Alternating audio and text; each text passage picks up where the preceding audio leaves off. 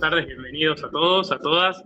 La verdad que es un privilegio poder tener este espacio nuevamente para repensarnos, para repensar nuestra práctica. En esta oportunidad es una charla más que sale de lo que es el Observatorio en Niñez, Adolescencia y Familia, ¿sí? A cargo de la doctora Karina Cabrera. Y primero que nada, bueno, queremos agradecer a la Secretaría de Investigaciones por estar constantemente apoyando y avalando cada una de las charlas que hacemos, ¿sí? Y brindándonos también los medios para poder llevarlas adelante. En lo que es el encuentro de hoy, vamos a contar, como adelantó la compañera, con la presencia de dos colegas de la casa, ¿sí? Que la verdad que es un orgullo presentarlos, es un orgullo poder articular con ellos, porque uno siempre se enriquece con cada una de las charlas que ellos dan.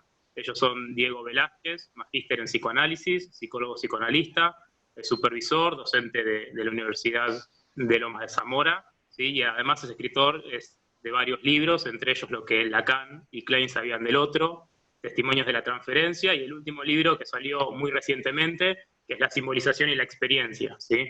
Junto a él va a estar exponiendo también lo que es Natalia Ledesma, ¿sí? También magíster en psicoanálisis, psicóloga psicoanalista, profesora de enseñanza media y nivel superior de psicología.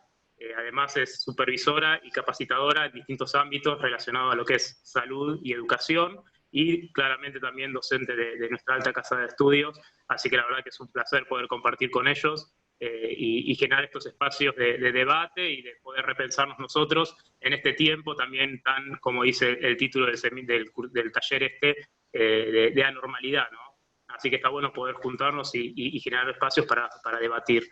Antes de pasarles ya para que ellos puedan empezar con sus exposiciones, le voy a dar la palabra a la directora del Observatorio de Niñez, Adolescencia y Familia, la doctora Karina Cabrera. Ella es docente de nuestra casa de estudios también, es docente universitaria, investigadora, y está a cargo, es titular del Seminario de Integración Materno-Infantil y el de Adicciones. Así que, Cari, si estás por ahí, te doy la palabra.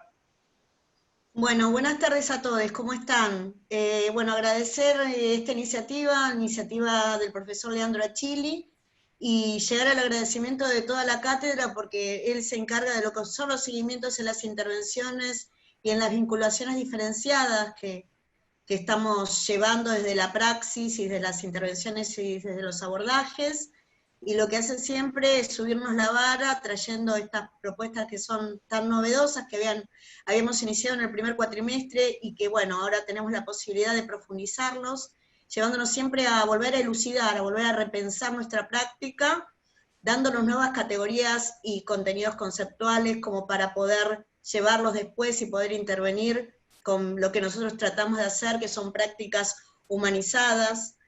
Así que bueno, nada, mi agradecimiento. Él es diplomado en salud mental, es profesor, es técnico en unidad de familia, y aparte de ser un amigo que hace más de 10 años que me acompaña en las construcciones de diferentes espacios, es el que trae todo el tiempo en salud mental todas las iniciativas intercátedras que nos ayudan a repensarnos, a replantear la praxis y a traer conocimientos quizás que nos parecen tan lejanos, acercarlos a nuestra realidad para después intervenir. Así que bueno, muy bienvenidos, los dejo con los disertantes.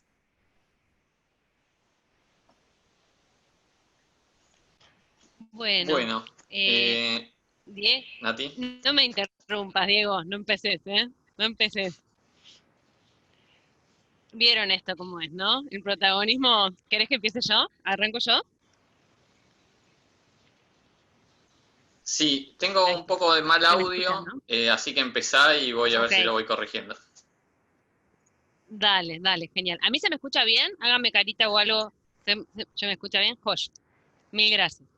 Bueno, en principio muchas gracias en nombre de Diego, que no lo dejé hablar, y en mi nombre por la invitación, por la invitación amistosa siempre, ¿no? Que para nosotros supone abrir un espacio de conversación y una charla en nuestra facultad, ¿no?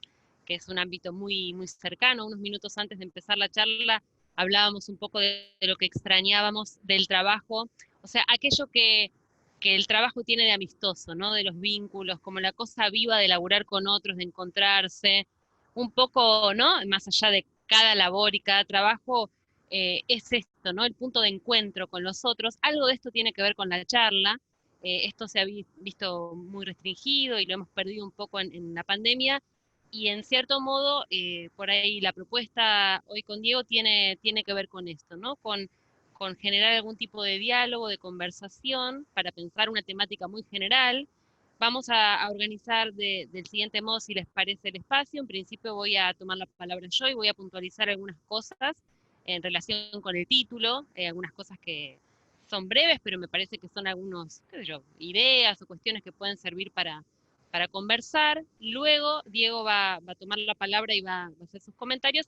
Y después lo que nos gustaría pedirles es, si tienen alguna pregunta, digamos, algún interrogante que esté en la línea de lo que estamos desarrollando, por ahí lo vamos tomando. No prometo tomar todos porque somos un montón de personas.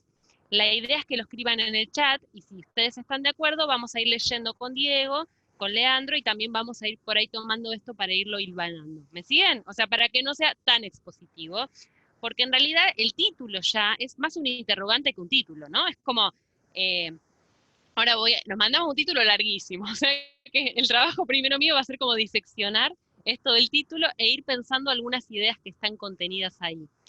Entonces yo pensaba eso, ¿no? Que el título no es un título sobre algo que ya exista, ¿no? O una temática que uno pueda desarrollar de manera teórica, digamos, ¿no? Y ni a nivel de la investigación, sino que justamente el título parte de un atravesamiento, ¿no? Y de ciertas preguntas que nos estamos haciendo en este momento particular.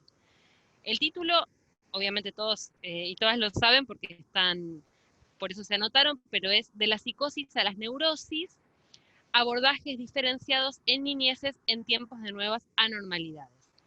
Ya ahí tenemos como un montón de ideas que como les decía recién, me gustaría plantear por lo menos algunas de ellas.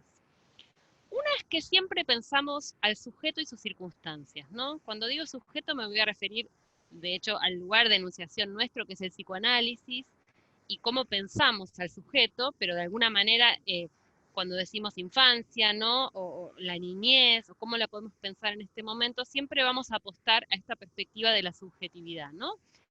Como decía hace un ratito Karina, una práctica humanizada para nosotros supone reconocer una subjetividad, ¿no? Y supone también poder ubicar ciertas coordenadas que favorecen esa mirada sobre la subjetividad, ¿no? Podemos, cuando miramos a un niño o una niña, podemos mirar distintas cosas, y hay algunas que son más cuidadosas y amorosas de la subjetividad infantil, y hay otras miradas que, en todo caso, arman otro lugar, ¿no? Para los niños y niñas.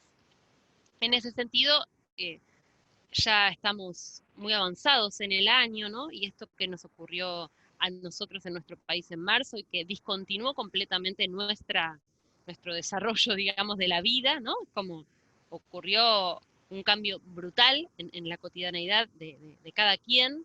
Y a mí me parece que hay algo interesante para pensar, que es que es mucho más fácil localizar en la vida concreta nuestros cambios, ¿no? Qué hacemos, qué no hacemos, qué dejamos de hacer, estamos demasiado en la casa, ¿no? Los horarios, los chicos que no tienen escuela, como toda esta cuestión, y a veces no alcanzamos como a dimensionar el esfuerzo o el trabajo psíquico que implica sostener lo nuevo. No sé si soy clara en esto, ¿no? Es más fácil ver en lo concreto los cambios y quizá no podemos, insisto, darle su total dimensión a los cambios que ha implicado también, ¿no? En el campo mental, digamos, ¿no? Y en este caso vamos a centrarnos por ahí un poquito más en lo que es la infancia, y en ese sentido el atravesamiento de los chicos y chicas, ¿no? Hay una palabra que uno muy comúnmente utiliza cuando habla digamos, de los niños, que es la cuestión de las rutinas, ¿no? Y es como fácil pensar en una rutina, ¿no? O mismo con nosotros como adultos, ¿no? Que sería como la sucesión de cosas que armamos, ¿no? O como la rutina supone una regularidad, ¿no? O sea, cuando uno tiene una rutina es porque hay algo que se va repitiendo y que va, ¿no? Como estableciendo cierto orden, cierto equilibrio en nuestra vida. Y no solo cambiamos las rutinas, ¿no? Las rutinas nos hablan de una nueva relación con las cosas. Y esto no es solo concreto, como decía recién, sino que tiene su correlato justamente en el universo psíquico de cada quien. Es muy fácil lo que estoy diciendo en el sentido de que la constitución de los objetos, del tiempo, del espacio, ¿sí? de los de las relaciones con las cosas han variado. Pero han variado en la realidad y también han variado simbólicamente. Y a mí me parece que esto es lo más interesante que podemos rescatar, ¿no? Que es pensar que este momento es un momento muy raro porque tiene un montón de limitaciones, de impedimentos, de restricciones, pero también esta situación inédita nos ha como abierto la puerta a un montón de situaciones y a un grado de libertad y de creatividad incluso, creo, y de variabilidad en la vida de cada quien que es inédito. Conversábamos con Diego, ¿no? Antes de dar la charla y él me decía, ¿qué vamos a hacer con todo lo que pensábamos sobre las cosas antes, ¿no? Como diciendo, todo lo que nosotros creíamos seguro y estable y cómo tenían que ser las cosas, ¿qué vamos a hacer con todo eso, ¿no? ¿A dónde va a ir a parar? Porque efectivamente esto desde la urgencia que impuso la situación, nos habilitó como una libertad que no usamos habitualmente. No sé si soy clara, ¿no? Es como que en general somos más restringidos en las cosas por esta cosa de la repetición, de la rutina, de la estabilidad, ¿no? De, bueno, las referencias en las que cada uno se mueve. Esto fue algo, bueno, muy, muy extraño y que nos puso, me parece, a cada uno en su vida en un lugar de mucha más apertura, ¿no? También de mayor angustia y demás. En principio, respecto de la infancia, lo que hay que aclarar es que esta situación de pandemia y el encierro trae un montón de sentimientos, sensaciones y cuestiones que pueden ser complicadas, ¿no? En la infancia, quiero decir, cansancio, aburrimiento, desinterés, angustia, desorganización, desborde, ¿no? Enojo, un montón de cosas, y que lo primero que hay que pensar es que no vamos a ubicar esto como una patología, ¿no? O como una psicopatología infantil, sino más bien, acuérdense esto que yo decía al inicio, si es el sujeto y sus circunstancias, no podemos analizar un sujeto y retiro las circunstancias, ¿no? Y esto es algo muy interesante clínicamente, inclusive con pacientes adultos. A veces los pacientes, no sé, qué sé yo, te dicen, no, porque es un desastre, porque no estoy buscando laburo y no sé qué, y no me esfuerzo, ¿no? Estoy planteando una viñeta, un pequeño recorte, y simplemente con señalar, pero este no es un contexto sencillo para buscar laburo, o cómo se podría buscar laburo, ¿no? Es como reponer lo que les falta a la situación, ¿no? Me parece que muchas veces hay que hacer esa operación que es unir lo que nos pasa al momento que transitamos. No sé si soy clara en esto, ¿no? Que no se nos desconecte o no se nos descuelgue lo que nos va atravesando, ¿no? Inclusive a nivel de las emociones y demás, con el contexto. Que esto sea algo general que atravesamos todos, no significa que lo estemos atravesando de la misma manera, ni que para cada quien tenga las mismas implicancias, ¿no? Ni las mismas consecuencias, ni los mismos efectos, de ninguna manera.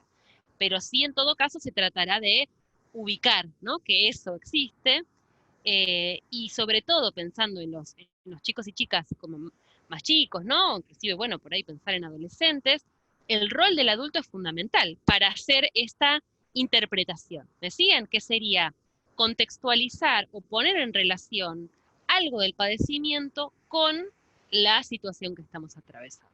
Esto es algo que a veces no es fácil para los chicos hacerlo solo, ¿no? Sino que precisan esa mirada de afuera que pueda no solo decir, sino contemplar esta dificultad, ¿no? Y contemplar esto que yo les decía hace un ratito del trabajo o el esfuerzo psíquico, el esfuerzo mental para sostenerse en un contexto que es inédito, que es nuevo. Para esto, digamos, hace falta por ahí ubicar una palabra muy del sentido común, pero que es muy clara, que es el equilibrio y el desequilibrio, ¿no? Como yo les decía, había ciertos equilibrios, la cosa se desordenó y ahora el trabajo es volver a encontrar nuevos equilibrios. Cuando digo nuevos equilibrios es porque lo nuevo supone la incorporación justamente de esto novedoso, del cambio que nos trajo. Es decir, que rearmar algo es no pasar por arriba de lo nuevo o suponer que podemos estar en lo anterior, sino este lugar de creatividad o de creación que es como generar un nuevo escenario, que contemple justamente la situación que estamos atravesando. En ese sentido, uno lo ve siempre, ¿no? Cuanto uno más rechaza algo, eso más fuerte vuelve, ¿no? Siempre en la vida, ¿no? Cuando queremos hacer los sonsos con algo, lo más probable es que eso nos vuelva ¿no? Gigante, magnificado, ¿no? O vuelva tantas veces como sea necesario para que podamos verlo. Entonces, en ese sentido, me parece interesante pensar también el lugar del adulto, lo estoy pensando de manera general, como un lugar que ayude a la subjetividad infantil a recuperar algo de la estabilidad perdida. ¿Sí? Esta estabilidad que se llevó puesta esta situación, ¿no? Que además es una situación como de mucha angustia e incertidumbre. En ese sentido, reestructurar, ¿me siguen? Rearmar, reequilibrar, ¿no? Reordenar es un trabajo. Y es un trabajo que no puede realizar un sujeto solo, sino que es un trabajo que debe ser acompañado. Entonces, la situación, como decía yo recién, me parece que nos impone una necesidad de ser flexibles, ¿no? O de ser más flexibles que antes, o de permitirnos no saber bien qué hacer con ciertas cosas, probar cosas nuevas. Estoy hablando cosas muy generales, después por ahí podemos pensar ejemplos concretos de esto, pero respecto del título, ¿no? Digo, si uno toma esta cuestión, ¿no? De la nueva normalidad, me parece que tiene que ver con esto, ¿no? Es algo que llegó en cierta medida para quedarse, es un momento nuevo, es un momento que se está haciendo bastante largo, pero también es cierto que hay que ubicar ahí, ¿no? Como este trabajo y la necesidad de acompañar este trabajo en chicos y chicas. Me quedaba pensando recién que si se trata de integrar lo nuevo, está buena la palabra que elegimos para el título de abordajes, ¿no? Porque en abordajes, a mi gusto, entran distintas cosas. Desde prácticas profesionales con niños, no sé si me siguen, del campo psicológico, campo pedagógico, ¿no? Distintas, digamos, intervenciones, ¿no? Que tengan que ver con el trabajo social. Digo, estoy pensando en distintos abordajes, el acompañamiento en todas sus formas, ¿no? Las integraciones escolares, ¿no? O sea, quiero decir, distintos dispositivos que antes funcionaban en espacios concretos y ahora se han volcado a la virtualidad, ¿no? Con lo cual hay que pensar y repensar estos abordajes. En segundo lugar, cuando pensamos en abordajes, o por lo menos así lo entendemos con Diego, también estamos ubicando estas estrategias generales de cuidado sobre los niños y niñas, ¿no? Y ahí entramos todos los adultos, ¿no? O sea, todos aquellos con quien un niño se pueda vincular, en principio el ámbito familiar, ¿no?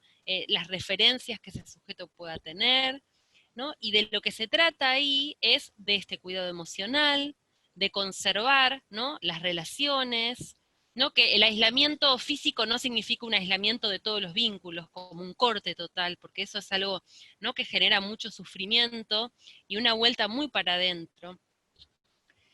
Está ocurriendo mucho, los comento por ahí, les resulta familiar, ¿no? Muchos papás están preocupados ahora no tanto por el tema de la escolaridad, que sí, ¿no?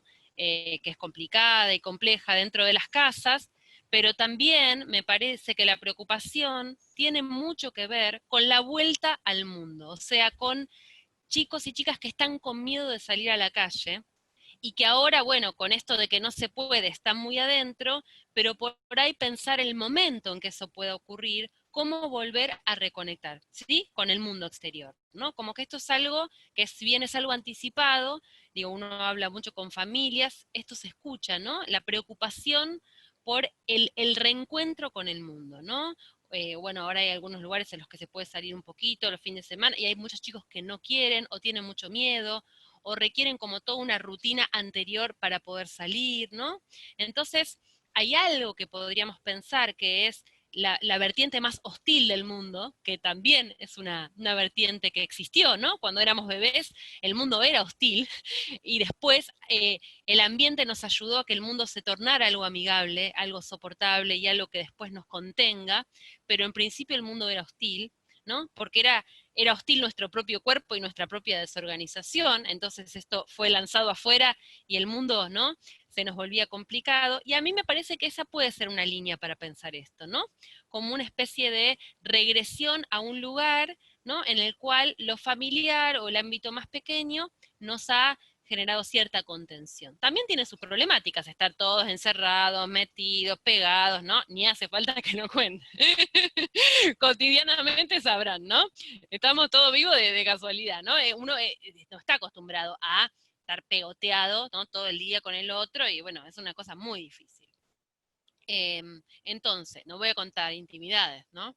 Pero se pueden imaginar, no es fácil. Entonces, la cuestión que me parece importante en este caso es ubicar justamente que también esto que yo nombro como la estructura o la dinámica familiar o el clima familiar que transitan los chicos, lo vamos a pensar como algo que hay que construir, ¿sí? O sea, este malestar que aparece justamente por demasiado adentro y poco afuera que estamos transitando, también puede poner un poco complicado el clima dentro de las casas. Y tenemos que pensar eso, que para los chicos es muy difícil, por ejemplo, no sé, estudiar o conectar con lo pedagógico en una situación que es complicada, o donde hay situaciones de violencia, ¿me siguen? O donde hay como una intolerancia, ¿no?, a lo que a un sujeto le puede ir pasando. Entonces, quiero volver justamente a esta idea de la necesidad de crear y de recrear como espacios, ¿no?, e instancias para ir reacomodando las cosas. La mala noticia es que las cosas no se reacomodan de una vez para siempre, sino que todo el tiempo esta palabra de reequilibración es una palabra dinámica, ¿no?, y es un trabajo constante. En ese sentido, las soluciones que vamos encontrando en distintos momentos por ahí no son las mismas que van a servir después, ¿no? Esto se ha hecho tan extenso en el tiempo que incluso por ahí para cada quien, si mira para atrás, puede ubicar distintas etapas o momentos con respecto, ¿no?, sobre todo a la cuestión del encierro, ¿no? Entonces hubieron momentos mejores, peores, ¿no?, como situaciones que hemos tenido que atravesar, cada uno en su historia, ¿no?, de este tiempo. Y ahí uno va armando como distintos momentos, ¿no?, que nos han puesto en lugares distintos. Estaba pensando, ¿no?, me topé hoy con una frase que me gustó y la quería traer, no sé cómo porque todavía no lo tengo muy articulado. Diego, por ahí podés tomar este guante cuando hables, pero Sí. estaba leyendo de Freud, ¿no?, de un texto muy, muy clásico de él, donde habla sobre la transferencia y demás, ¿no?, que es, bueno, justamente esta relación fundamental al otro, pero que no es de vuelta la relación material de uno a uno, la relación real, sino una relación que siempre es fantaseada, ¿no? Porque ese otro con el que yo me encuentro no es el otro de carne y hueso, sino que es el espacio donde yo puedo proyectar todo lo que es mi realidad psíquica, ¿no? Mis fantasías, ¿no?, las experiencias, estas ansiedades, todo esto que yo estoy contando, ¿no?, que esto es una herramienta básica, ¿no?, de la clínica en general y de cualquiera que trabaje con un otro, ¿no? Esta cuestión, incluso alguien nos cae bien o nos cae mal solamente por un rasgo, ¿no? O tenemos ciertas afinidades con algunas cosas o con otras, cada uno interpreta la realidad en cierto modo desde su anteojera, ¿no? Y en ese sentido, todo esto tiene que ver con este mundo psíquico. Y yo me quedaba pensando en eso, ¿no?, que Freud da dos indicaciones, hablando de esto, pero me parece que nos pueden servir un poquito o iluminar un poquito la cuestión que estamos abordando hoy. Por un lado, él cuando plantea el dispositivo de trabajo de psicoanálisis, que es la asociación libre, lo que él dice es que el psicoanálisis pasó de la hipnosis, ¿entienden? La hipnosis, vieron que con el cosito de hipnotizar a alguien, que quede como en un estado absolutamente, ¿no?, como fuera de la conciencia, y al principio el psicoanálisis trabajaba como para que en una situación de hipnosis esa persona se pudiera acordar de lo que no se acordaba en la vigilia, ¿entienden? Como si le vinieran los pensamientos, o mismo Tuzam, ¿se acuerdan? En la tele y todo, que era como que le venían, o vos le dabas una orden a alguien cuando estaba en estado de hipnosis, y al volver a la realidad, hacía o ejecutaba cosas que no sabía que habían sido, ¿no?, digamos, dichas por el hipnotizador. Entonces, en ese sentido, hay como una pérdida de conciencia, una vuelta a la conciencia con algo diferente. Después Freud abandona en la cuestión de la hipnosis y dice, no, porque hay algo mucho mejor que la hipnosis, que es no separar la conciencia de este momento de fuera de conciencia, sino pensar que todo discurso entrelaza estos momentos de conciencia y también es el mismo escenario, el discurso, donde puede aparecer esto que llamamos como inconsciente. ¿Entienden? O sea, aquello que se nos escapa ¿no? Qué sé yo, digo, cuando uno tiene un fallido, un lapsus, se equivoca, se olvida, ¿no? Alguna cosa que ocurre a nivel del discurso, eso que nos ocurre también nos habla como de que no somos pura conciencia. Entonces, no vamos a entrar en esto, pero simplemente me interesó recortar una cuestión que él decía. Él planteó la asociación libre, que es dejar que un sujeto hable y nosotros que escuchamos, solo escuchamos, ¿no? Ni preguntamos, ni tenemos un cuestionario en la mano, ni tenemos, ¿no? Un orden de prioridades respecto de las cosas. Y aparte lo que él decía es que escuchar es renunciar a enfocar en un momento o en un problema determinado de lo que el otro dice. Y a mí me parece que esto tiene mucho que ver con esta espontaneidad que yo les estoy diciendo que requiere la situación. Muchas de las cosas que se van reequilibrando y rearmando en el trabajo con los niños, las proponen los propios chicos si sabemos escucharlos. ¿Me siguen? No son imposiciones que nosotros de afuera tenemos que poner y reconfigurar y pensar, sino que son cosas que si nosotros tenemos una disposición al encuentro, a entrar en lo que a un sujeto le pasa, a escuchar, ¿me siguen lo que planteo? A escuchar lo que le va pasando con las cosas. Ese mismo material es el material que por ahí nos sirve para decir, vamos por acá. Eso me parece que tiene que ver con calmarnos nosotros un poquito y bancarnos un poco la angustia de que por ahí no sabemos para dónde van las cosas. La otra vez contaba una mamá algo que me pareció increíble, que es que su hija no podía participar en ningún Zoom de la escuela, cero, o sea, era nada, veía la computadora, prendía, se ponía abajo de la cama, se volvía loca, se ponía a llorar, bueno. Ella estuvo 3 meses insistiéndole de que participe en el Zoom, que esto, hablando con la... Bueno, toda una cosa muy pesada, ¿no? También había una integración escolar.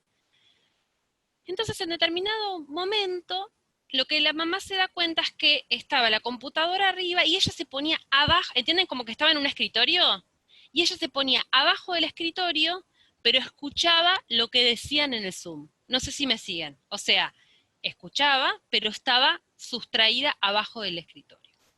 Entonces la mamá se dio cuenta de eso y dijo, bueno, por ahí hay algo de ver gente o algo de la imagen que a ella la complica. Entonces lo que le propuso es, no querés, digamos, poner que no te vean a vos y entonces te vas asomando, bueno, y fue haciendo todo un trabajo con la nena para que pudiera ir saliendo de ahí abajo. Y en ese sentido, que a mí me pareció reinteresante, hubo un primer momento donde primero pudo salir debajo del escritorio. Hubo un segundo momento donde ella no tenía imagen, la nena, pero sí pudo empezar a hablar. ¿Comprenden lo que digo? O sea, solo hablaba. Y recién como 2 meses después de eso, un día le dijo, quiero que me vean. Y habilitó la cámara y la nena ahora participa de... Entonces, toda esa secuencia, lo cuento con una situación concreta para que lo pensemos, habla de esto que yo les decía al principio, ¿no? ¿Qué implica en este contexto la voz del otro? La mirada del otro. ¿Me siguen? Que son todos estos objetos, ¿no? Que nos pueden desorganizar, nos pueden complicar, o que en todo caso habrá que incluir de una manera que sea soportable. ¿Por qué cuento esto? Porque cada sujeto va teniendo sus soluciones para las cosas. Lo que pasa es que a veces estamos tan ansiosos o tan angustiados nosotros que no podemos conectar con eso. Y a mí me parecía que esto que Freud decía, ¿no? De no centrarse a priori en nada particular y dejar que algo se despliegue, dejar que algo se desarrolle, a veces nos ayuda mucho en el trabajo con los chicos y chicas. También, y con esto cierro y le quiero dar la palabra a Diego, así podemos charlar, otra cosa que me pareció interesante cuando él hablaba de esto, él decía, si dejamos que alguien hable, lo que vamos a encontrar es cómo se despliega la superficie psíquica. Y Freud usó eso que yo por lo menos no lo había leído nunca, superficie psíquica, así. Y me encantó lo de superficie psíquica, porque me parece que todo esto virtual nos cambió la superficie psíquica, ¿no? A nosotros. Nos ha generado como un montón de contextos de encuentro, de encuadres distintos, de dispositivos que tenemos que rearmar, y en ese sentido me parece que es súper copado tener esta idea de la superficie también como algo casi diría infinito, ¿no? Porque la superficie es todo aquello en lo que podamos irla ampliando e ir proyectando. Creo que el abordaje de los adultos en este sentido es tratar de reconocer esas necesidades y acompañar en esas soluciones que los chicos proponen para las cosas.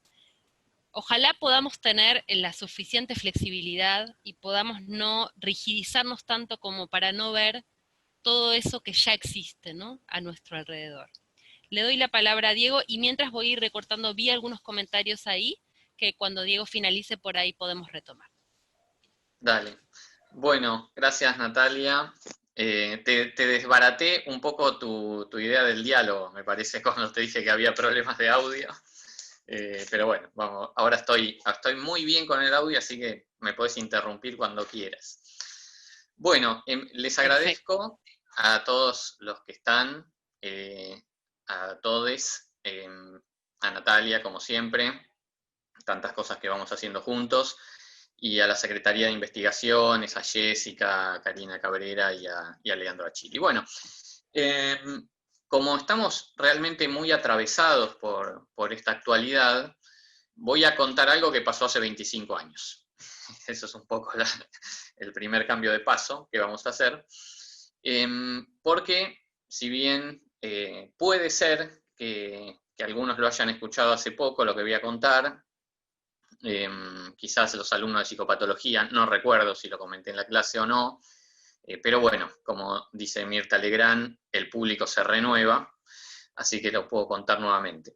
Estuve recordando, para algo que voy escribiendo, un episodio, una pequeña viñeta clínica con una niña de 9 años, que por lo tanto hoy tiene 34 años, ¿no? Porque esto sucedió hace más o menos 25 años, y bueno, algunos de los que nos escuchan habitualmente saben que yo atiendo en una ciudad pequeña del interior de la provincia de Buenos Aires, un pueblo quizás podríamos decir, hace muchos años, además de en otros lugares, pero bueno, ahí hay una práctica en particular, y hace poco para escribir algo recordé a la primera paciente que yo atendí ahí, que era una nena en ese momento de 9 años, que tenía una psoriasis muy persistente, ¿no? Unas manchas y unas cicatrices en la piel muy, muy persistentes y muy resistentes a los tratamientos médicos y a la medicación. Y bueno, se la juega el pediatra que la estaba viendo y deriva a los padres al psicólogo, que en ese momento el psicólogo en esa pequeña ciudad no éramos más que una colega y yo, ¿no? O sea, había muy poco antecedente previo, en mi caso ninguno, simplemente unos meses anteriores para ir charlando con algunas personas para empezar a atender, y bueno, los padres como es lógico, sin ninguna experiencia previa ni cultura psicoanalítica en especial, se la juegan y traen a la nena al tratamiento. Bueno, voy trabajando con la niña varios meses, en un momento me da la impresión de que no estaba pasando nada, no sabía para dónde iba la cosa, entonces voy a supervisar, ¿no? Llevo el caso a mi supervisora de ese momento, bueno, le cuento lo que estábamos haciendo, me dice, ¿dónde está el problema? ¿Cuál es el problema que vos ves? Y le digo que no entiendo qué es esto, porque la verdad que en las sesiones creo que no pasa nada. Bueno, ¿cómo es que no pasa nada? ¿Qué haces? Bueno, juego, ¿no? Lo habitual en el trabajo con niños. Y en un momento me pregunta, ¿y la psoriasis? El que fue el motivo de consulta, ¿no? Y le digo, no, la psoriasis ya prácticamente retrocedió, está desapareciendo. ¿Y cuánto va de tratamiento? Iban unos 6 meses. ¿Y ya está curada la psoriasis? Sí, ya está curada. Y me dice, ¿cómo podés decir que no está pasando nada, no? Bueno, me quedó eso, pasan los años, lo retomo ahora para escribir algo, y recuerdo, porque también tiene eso un poco, ya lo podemos ir ligando con algo actual, ¿no? Tiene un poco eso, este cambio de coordenadas del que nos hablaba Natalia, que ahí no nos podemos distinguir nosotros de los pacientes, ¿no? Si bien nosotros planteamos siempre un dispositivo que no sea asimétrico por completo, no podemos negar que tanto estemos en la posición de analista, de psicólogo, de trabajador social, de psicopedagogue, de docente, de lo que fuera, hay una cierta asimetría, ¿no? Porque uno es el que es el tratante y el otro es el tratado, o uno es el estudiante y el otro es el docente. Bueno, hay una asimetría. Después, por supuesto, depende mucho en qué discurso uno está, qué hace con esa asimetría, ¿no? Si la refuerza o si la trabaja, si la pone al servicio del trabajo, ¿no? Pero lo cierto es que eso existe, pero en un contexto donde se ha desequilibrado o reequilibrado todo, como decía Natalia, quizás sea una de las primeras veces que nosotros estamos en la misma que los pacientes.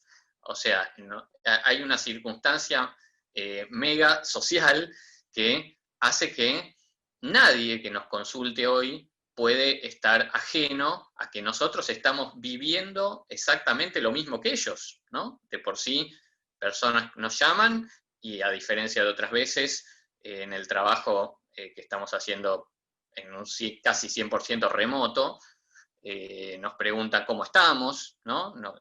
Se toman unos segundos más que de costumbre para despedirse, ya que todos estamos en riesgo, ¿no? Entonces, bueno, todas esas cosas nos ponen en la misma, ¿no? Y nadie, ninguna persona que hable con nosotros o que nos consulte podría pensar que nosotros estamos ajenos a algo de esto que estamos viviendo, ¿no? Bueno, como nunca estamos en la misma que los pacientes, ¿no?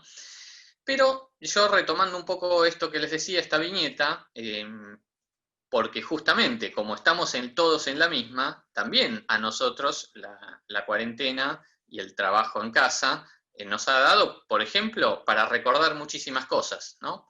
Desde los primeros días de la cuarentena, donde quizás no se había armado todavía este dispositivo de trabajo, y bueno, quizás no estábamos como estamos ahora, trabajando todo el día en casa. Los primeros días las cosas iban reacomodando, había un cierto tiempo libre, y bueno, eso supongo que les habrá pasado a muchos de ustedes, dio para revisar un montón de cosas, ¿no? Desde las propias hasta las cosas que uno dejó en el tintero para hacer, para escribir, para ver, para leer, bueno, desde, en mi caso, verme todos los partidos, los 90 minutos de Argentina en los mundiales, desde el 78 hasta el 94, por ejemplo. Bueno, eso lo pude hacer los primeros días, ahora ya no tengo más tiempo para esas cosas.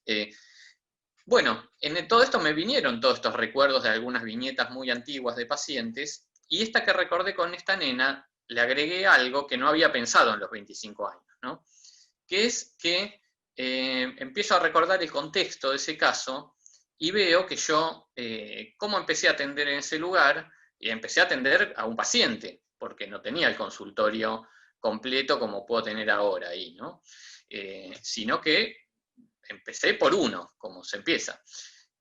¿Y qué hacía? Bueno, en ese momento vivía aún más lejos, ahora vivo a 1 hora de ese pueblo, pero en ese momento vivía en Capital y sin auto, o sea que vivía a 2 horas y media, 3 horas de viaje de ese lugar, ¿no? ¿Y qué hacía con esa primera pacientita? Bueno, me tomaba el tren y tardaba 2 horas y media de puerta a puerta, de mi casa al consultorio de allá, la atendía esta nena, 45 minutos, y me volví a tomar el tren 2 horas y media de vuelta para mi casa. Eso lo hice 1 mes, 2 meses, hasta que empezaron a venir otros pacientes y empecé a ocupar el día ya. Pero me pasé un par de meses invirtiendo 5 horas de viaje, si las cosas salían bien, porque los trenes estaban bastante peor que ahora en esa época, y 2 horas y media era si las cosas salían bien. Habitualmente había cancelaciones, accidentes, bueno, todo tipo de cosas que todos conocemos, y a veces podía tardar 4 horas, ¿no? Y insumía 4 horas, iba, la atendía a esa nena y volvía. Y hoy, rememorando un poco esa viñeta, pienso, claro, lo pienso al revés ahora, ¿no? ¿Cómo no se iba a curar una piba que tenía un chabón que era capaz de invertir 8 horas para ir a verla, ¿no? Y trabajar 1 hora estando allá? No digo que esto fuera ningún heroísmo, simplemente era que mi deseo estaba jugado a hacerme un lugar en ese lugar, a atender fuera de Buenos Aires, a hacerme un nombre, lo que fuere, ¿no? Y también a querer curar a un paciente, pero como efecto de todo eso, pienso, claro, después la vida te va llevando a que vos no podrías dedicarle 8 o 9 horas a cada una de las personas que atendés, pero sin embargo hay momentos en la vida, sea en los comienzos, o sea en el medio, o sea ahora, que le dedicamos un lugar especial a algunas personas, ¿no? Y eso siempre, la única explicación que hay para esas cosas es el deseo. Esto lo pueden saber muy bien muchas personas entre nosotros, entre los asistentes de hoy, que sean acompañantes terapéuticos, ¿no? Saben cómo eso es trabajar con una persona y dedicar gran parte del día y de la vida a una persona, y por eso es que muchos chicos se curan con ese dispositivo, muchos chicos y chicas, ¿no? Porque conviven 8 horas por día con alguien, o 4 horas por día, o muchas horas diarias, y bueno, si la transferencia se arma ahí, se van produciendo una serie de operaciones que hacen a la cura, más allá del título que uno tenga, ¿no? Entonces, pensé esto porque me interesó lo que dijiste, Nati, acerca de cómo hay una disposición que tenemos para la escucha de alguien, ¿no? Y cómo algunas cosas cambian y otras cosas permanecen, porque nosotros al poner este título nos jugamos con las palabras neurosis y psicosis, porque son palabras que, según el contexto, pueden ser muy antiguas, ¿no? En otros lugares del mundo donde no predomina el psicoanálisis como acá, neurosis y psicosis no dice nada ya, ¿no? De hecho, en las clasificaciones de los manuales de psiquiatría que predominan en el mundo, que son los de la Asociación de Psiquiatría Norteamericana, son palabras que no están, ¿no? Entonces, bueno, pueden tener un cierto anacronismo, no así en nuestro medio, donde todavía son palabras que explican muchas cosas y con las cuales trabajamos, y bueno, permanecen relativamente constantes, las neurosis y la psicosis en sus formas de presentación, pero también nos ponen frente a ciertas mezclas, ciertas superposiciones, articulaciones, ¿no? Así como nosotros hoy estamos en la misma que los pacientes, en muchos casos, ¿no? En la misma que los alumnos, no vivimos en otro mundo, vivimos en el mismo mundo y estamos atravesados por las mismas dificultades o los mismos temores, las mismas circunstancias, la misma exposición biológica. Bueno, las cosas se empiezan a mixturar un poco más, ¿no? Los pacientes o los alumnos nos hablan desde sus casas y nosotros tenemos una vista a veces parcial o a veces no de las casas de las personas, así como las personas ven algo de nuestras casas. Bueno, en fin, hay algo que se empieza a mover de lugar. Ya esta circunstancia nos pone frente a algo que quizás nosotros sabíamos y con lo cual trabajábamos, que es el no saber, ¿no? Eso es algo clave para nuestras tareas, nuestro tipo de tareas y la tarea analítica en especial, y ahora se presentifica ese no saber mucho más, ¿no? Porque realmente no sabemos qué va a pasar en el sentido de la cuestión biológica, sanitaria, no sabemos qué va a pasar con nuestras vidas en el sentido de qué queda, qué va a permanecer y qué va a cambiar de la vida anterior, pero lo que sí sabemos es que esto no puede volver a ser igual, ¿no? Algo nos va a haber cambiado para siempre de esta circunstancia. Y asimismo también las neurosis y la psicosis, esto ya lo veníamos pensando mucho antes de la pandemia, también son entidades que se superponen, que no son tan claras, que nos hacen dialogar permanentemente con la teoría y con la experiencia, ¿no?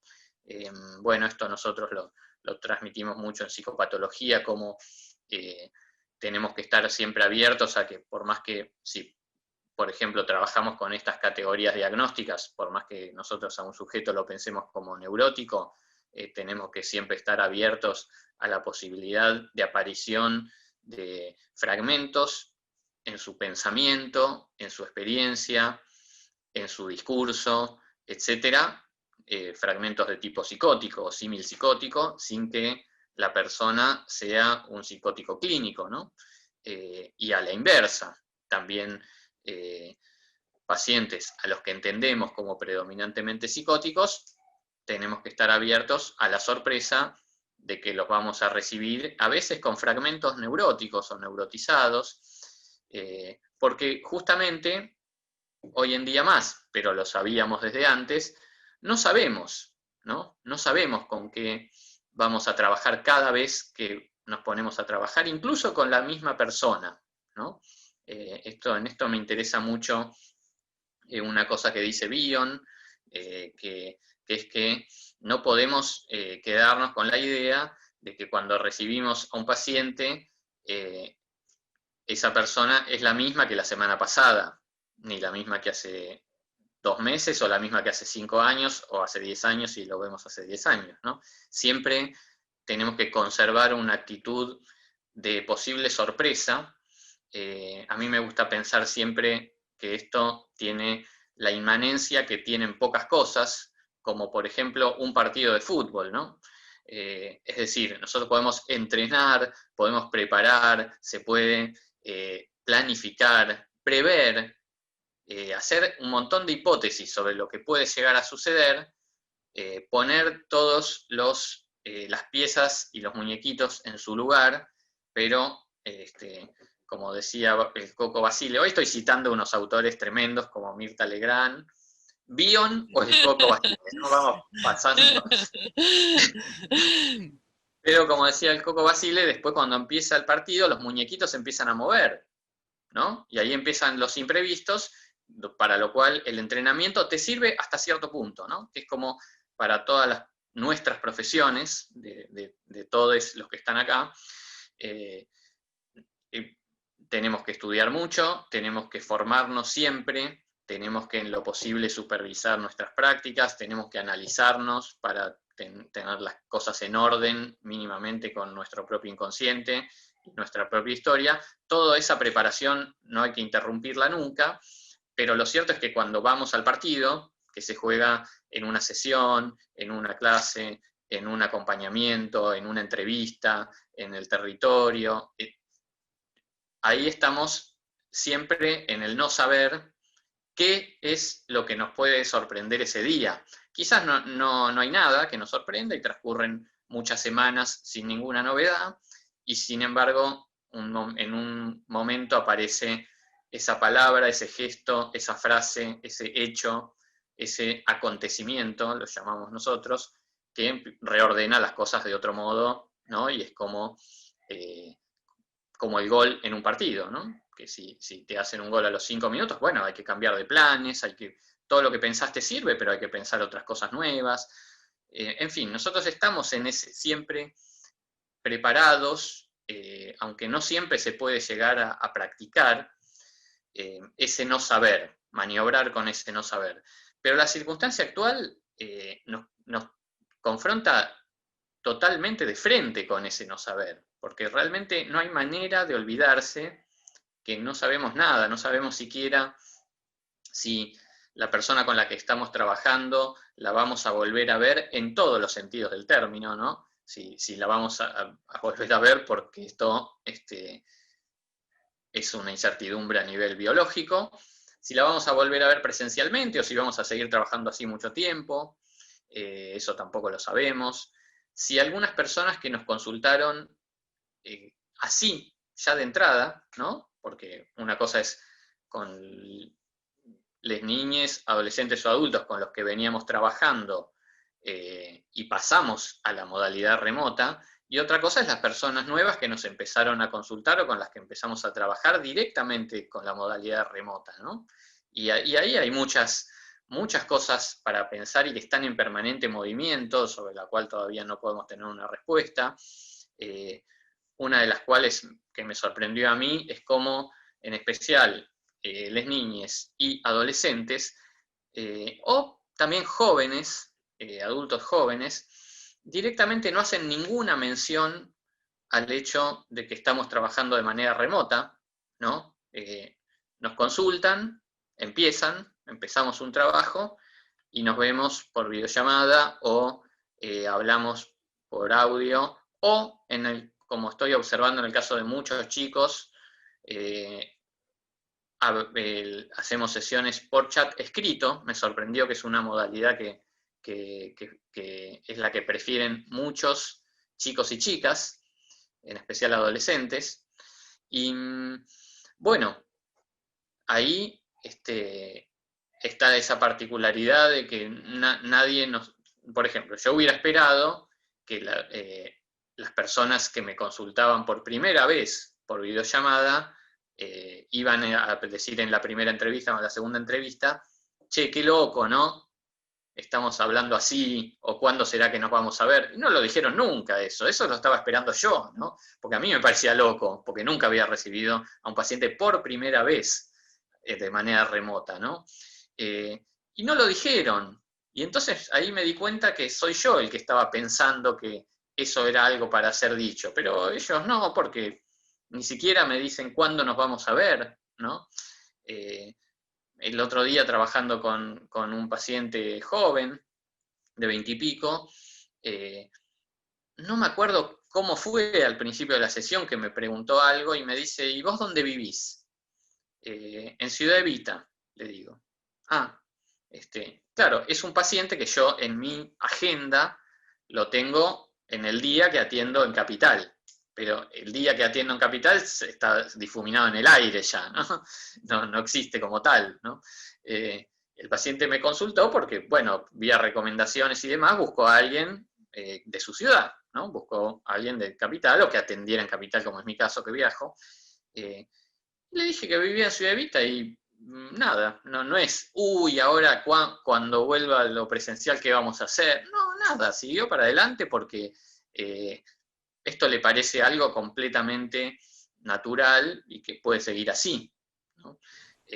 Más bien soy yo el que estaba haciendo esas especulaciones de cómo será cuando le diga que vivo en Ciudad Evita y va a decir, pero entonces en Capital, ¿cómo no venís? ¿No? Nada, sigue adelante, ¿no? Me hizo, como es arquitecto el pibe, me hizo consideraciones de tipo arquitectónico sobre Ciudad Evita, pero no sobre que, y nos veremos, no nos veremos, ¿no? Entonces hay como una cantidad de novedades, que seguramente muchas de ellas llegaron para quedarse, que me parece que principalmente nos confrontan con algo, ¿no? Que es como si nos recordaran, y algo, una alarma o un baldazo de agua nos dijera, che, no te olvides que no sabemos nada sobre las cosas humanas, ¿no? Tratamos de estudiar, tratamos de perfeccionarnos, tratamos de intercambiar, de supervisar, de analizarnos, tratamos todo eso y vamos incorporando cosas, pero no te olvides que de esto al final es poco lo que logramos saber, ¿no? Sí, Nati, ibas a decir algo. Desmuteate. Perdón, sí. Te quería Sí. interrumpir porque hubieron algunos comentarios que me parecían que estaban muy buenos para irlos integrando a la charla y Dale. alguna que otra pregunta como por ahí para que si después querés retomar a partir de eso. Por un lado, al principio, y creo que Inés, hay algunas personas que salen con un número, con la marca del teléfono, así que no puedo saber quiénes son, no importa, pero digo, por algunos nombres voy a nombrar y otros no. Cosas de época. Me parece que marcaba cosas de época, exacto, Sí. alias tenemos. Esta relación, ¿no? Entre que me parece que es importante para pensar, como la reducción del espacio físico, ¿no? O la reducción de la experiencia en el sentido de estar como más aplastados, ¿no? Y más reducidos. Ajá. Pero por otra parte, esto que contás vos, ¿no? Como que se abrió también un abanico de posibilidades que antes no había, ¿no? Como esto simplemente de por ahí tener, qué sé yo, como decías vos recién, un encuentro por chat o videollamada, o me siguen como audios. A veces con pacientes pasa eso, que son mensajes de audio, ¿no? O yo he tenido situaciones también en esta donde me mandaran un sueño, ¿no? Escrito a la mañana, ¿no? De una manera que por ahí eso uno dice, bueno, eso aparecería en la sesión, ¿no? Y la otra vez me mataba de risa una paciente que no se podía conectar. Yo atiendo por Skype, ¿no? El dispositivo que uso en general es por Skype, a veces por teléfono, pero... Y como no se podía conectar, me decía, bueno, vamos arrancando por acá. Me empezó a mandar fotos, ¿entienden? Era todas las vías en que la sesión, porque aparte ya era su horario, ¿entienden? Y esto de la disposición. Yo ya estaba ahí, ya estaba esperándola, ¿no? Y me empezó a mandar una foto y yo le decía qué lindo, ¿no? De un mueble que había restaurado. Entonces, es como empezar a a abrir el abanico de cosas que nosotros habitualmente a veces cerramos, ¿no? O a veces intentamos que se produzca. Eso nunca ocurre así ordenado, ¿no? Porque es típico cuando uno, no sé, desde una entrevista, en cualquier contexto, ¿no? Apenas uno sale al pasillo, la persona ya viene, te habla, no es como, no es ordenado, ¿no? No es que el discurso espera hasta, sino que siempre hay algo que es medio arrebatado, pero decía recién Karina que me parece que es muy piola, que es esto, que es que la praxis en este momento de crisis nos da como un trabajo mayor porque hay que ir como interpretando, ¿no? Y elucidando en el momento qué es lo que va pasando y cómo estamos situados ahí, ¿no? O sea, nos sacó de este lugar o esta falsa comodidad, ¿no? Y como decías vos recién, Diego, algo nos vino a recordar que no sabemos, que estamos en falta, que estamos afectados también por esto. Y eso me parece que es un punto interesante. En ese sentido, también había una intervención que recuperaba esta idea, ¿no? De que la superficie psíquica, ¿no? También la podemos pensar en esta extensión a lo virtual. O sea, que todo lo que nombramos como dispositivos virtuales, que a mí, yo tengo una cosa antitecnológica histórica, se me vuelve como muy fría la cosa de las computadoras y todo eso, pero realmente, bueno, también fue un prejuicio mío, ¿no? Porque me encontré también en esto. Digamos, de hecho, acá yo veo caras conocidas, hay muchas personas que conozco de la facu, estudiantes, es como una emoción también, ¿no? O verte a vos, qué sé yo, que laburamos juntos toda la vida, hace mil que no te veo y a la vez me resulta cercano porque nos hemos encontrado en varios de estos espacios, o sea, como que la afectividad recorre también, ¿no? Estas instancias que tenemos. Entonces, en ese sentido, retomar esto que decíamos, más del trabajo de lo afectivo y de lo emocional, o sea, cómo es la puesta a punto de ese campo emocional, que también es el campo de la transferencia, en estos nuevos espacios de encuentro, ¿no? Me parece que hay ahí como una pregunta, y había Julieta decía, nos preguntaba a los dos, ¿no? Decían, ¿creen que la pandemia y diversas tramas de emociones encontradas pueden acelerar el proceso de desubjetivación? O sea, como que justamente todo esto complicado que nos pasa, si eso puede estar como acelerando o complicando la desubjetivación. Yo lo que creo, por lo que venimos hablando, es que ese sería como un riesgo posible de la situación, pero que todo lo que venimos hablando va en la línea de que eso no ocurra, ¿me siguen? O sea, porque la desubjetivación y la humanización serían opuestos en esa línea, ¿no? O sea, estamos todo el tiempo pensando cómo humanizar y cómo tender líneas de contacto y ¿no? de reencontrarnos de alguna manera. En ese sentido, me contaba la otra vez porque me dio ternura, ¿no? Una acompañante terapéutica que tendría que acompañar a un sujeto en domicilio, pero bueno, no por distintas circunstancias lo hace virtual, ¿no? A pesar de tener permisos para hacerlo y demás, la familia decidió que sea virtual, bueno, se complicaba y todo, y dice que cero bola, ¿entienden? O sea, cero bola, imposible ningún tipo de contacto, o sea, no quería saber nada, ¿no? Entonces la madre tratando, poniendo, era una cosa tortura total. Entonces que la piba empezó, se le ocurrió y dijo, bueno, yo le voy a mandar fotos de mi perro, ¿no? Esto que decís de las casas. Entonces le mandó una foto del perro y el nombre, ¿no? Y la mamá le mostró nada más la foto del perro y dijo, bueno, cuando quieras, ¿no? Y empezó, y todo el vínculo, como al inicio se dio como, entonces videos del perro, y el perro a la mañana, entonces ya no era el horario de la sesión, era como la vida del perro, lo que el perro iba haciendo, ¿no? Cómo era, también tenía una mascota, entonces ya después era un ida y vuelta de mascotas, ¿no? Y después eso pasó a la palabra, ¿no? En un momento, vení que te cuento algo, para que te quiere contar lo del perro, y ya era la voz, ¿no? Y empezó, bueno, y lo gracioso de esto, gracioso para ilustrativo, no gracioso, es que nunca se vieron la cara, porque no quiere verla, y sin embargo la conoce, ¿no? Como esto de la voz ya es un espacio pacificador, familiar, y por ahí no haya rostro, y quizá no lo haya nunca, ¿no? Yo pensaba en esto, no es que esta es la primera etapa de algo que después, ¿no? Esa cosa secuencial que tenemos, tampoco sé si juega en este momento. Yo no sé si ese acompañamiento se sostendrá o no, o se reconvertirá cuando se vuelva o se pueda acompañar presencialmente, ¿no? Entonces, en ese sentido, me parece a mí que nada, como que en lo que decías vos, ¿no? De que nos ha humanizado también en un mejor sentido, ¿no? Porque hay como una especie inclusive con los pacientes uno lo ve, ¿no? Como tengo una paciente que es médica y el otro día me decía, que bueno, le habían tenido que hisopar, y me decía, espero que nunca, nunca, nunca te tengan que hisopar, como preguntándome si me debían hisopar, ¿viste? Y empezamos a hablar de eso, ¿no? Como que nunca, porque el dolor de, y yo como, ¿no?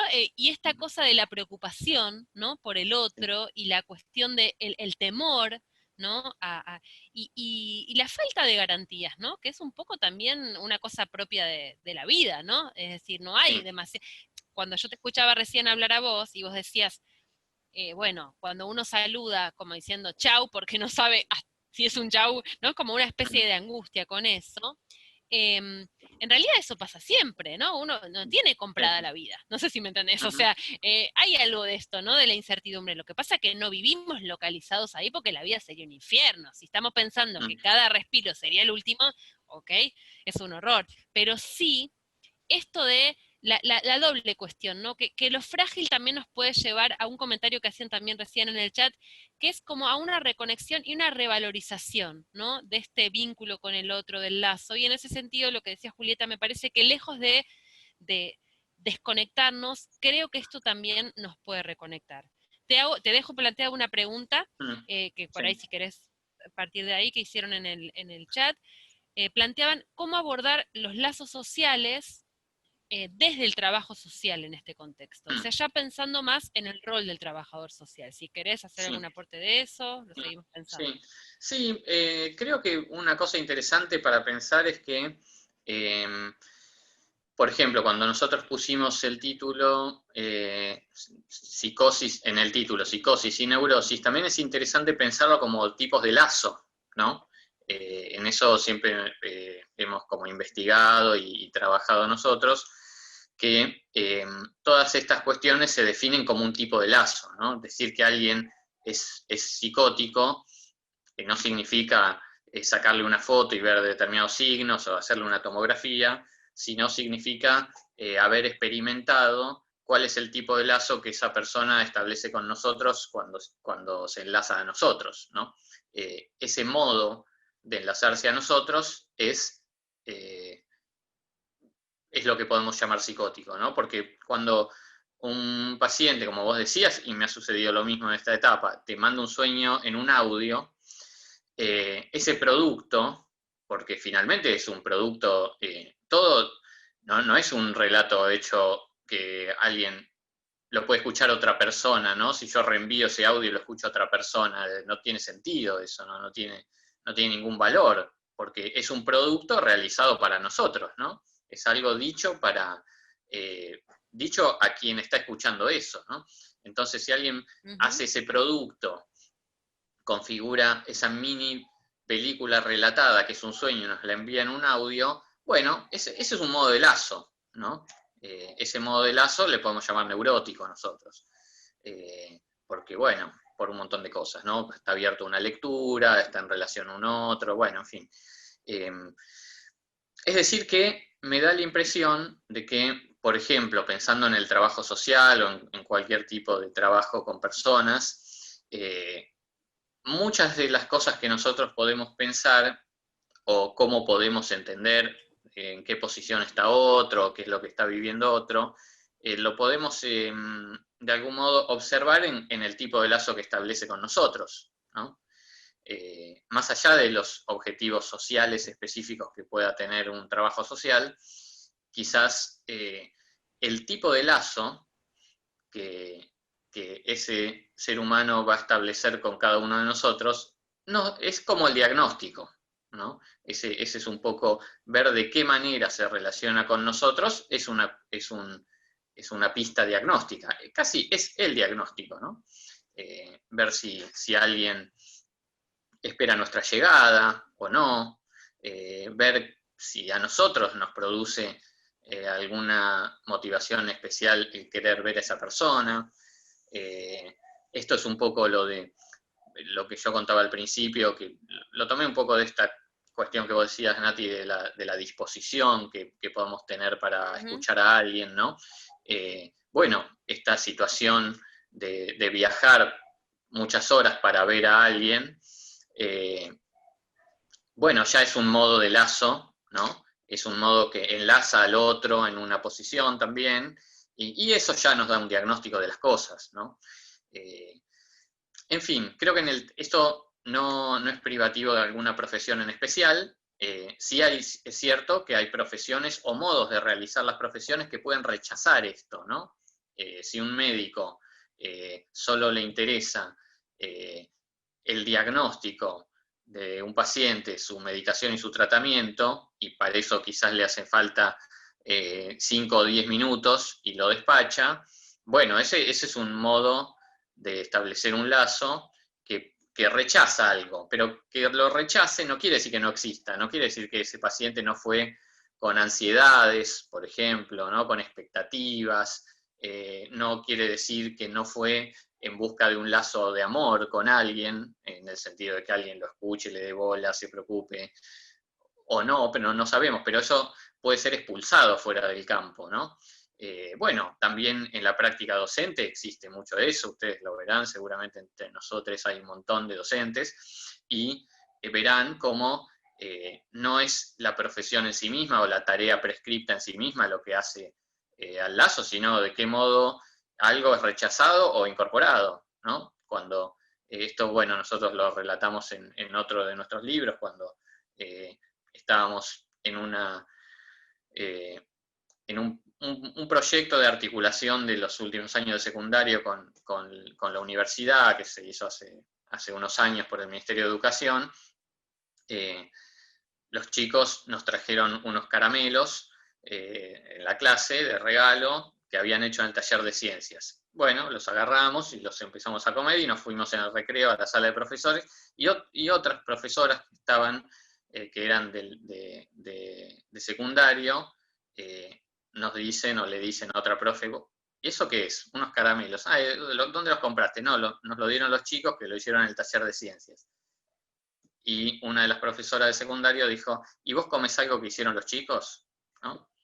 Bueno, eso, ahí somos todos profesores, pero hay formas y formas de vivir esa tarea, ¿no? O sea, o decís, qué copado lo que hacen los pibes, lo recibo, me lo como, o no, nunca comas algo que te dé un pibe, no sé cuál, la fantasía es de envenenamiento, de que de tanto te odian que te van a dar algo mal hecho, y si tanto te odian, ¿por qué será que te odian tanto, no? También, o sea, hay modos de realizar las cosas.